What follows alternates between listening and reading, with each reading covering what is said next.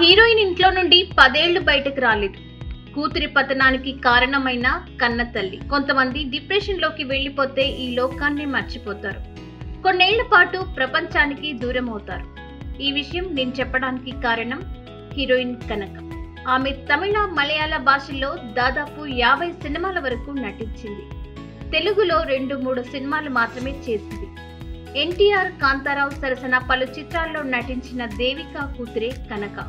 ఒకప్పటి star heroine కి జన్మించిన కనక కెరీర్ పరంగా, వ్యక్తిగతంగా అనేక కష్టాలను ఎదుర్కొంది. అయితే దీనికి కారణం కనక తల్లి దేవికేనట.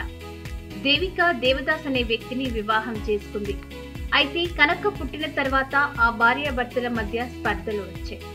దేవదాస్ సొంత సినిమాలు తీస్తూ నష్టాలు చవి చూడటమే అందుకు కారణం.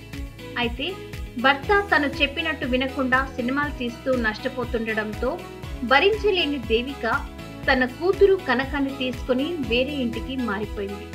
అయినా కానీ డబ్బుల కోసం దేవదాసు దేవికను వేధించడం మానలేదు. తల్లిని తండ్రి నానా మాటలు అనడం చూస్తూ పెరిగిన కనక సహజంగానే తండ్రికి దూరం అయిపోయింది. తల్లిదండ్రుల గొడవలు చూసిన కనకకు వివాహం అంటేనే విరక్తి కలిగింది.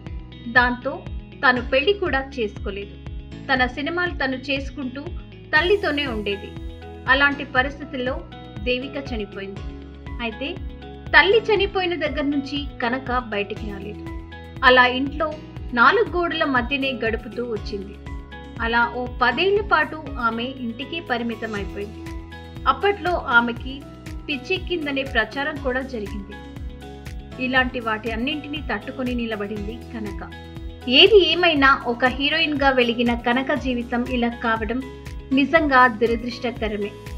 అయితే మనకెన్ని కష్టాలు ఎదురైనా కృంగిపోయి ఇలా జీవితాన్ని నాశనం చేసుకోవద్దని కనక లైఫ్ జర్నీ మనకు నేర్పిస్తుంది. కష్టాలు అందరికీ వస్తాయి. వాటిని తట్టుకొని నిలబడి ఎదిగినప్పుడే జీవితం విలువ తెలుస్తుంది. ఈ వీడియో నచ్చితే లైక్ చేయండి, షేర్ చేయండి, మా ఛానల్ని సబ్స్క్రైబ్ చేయండి.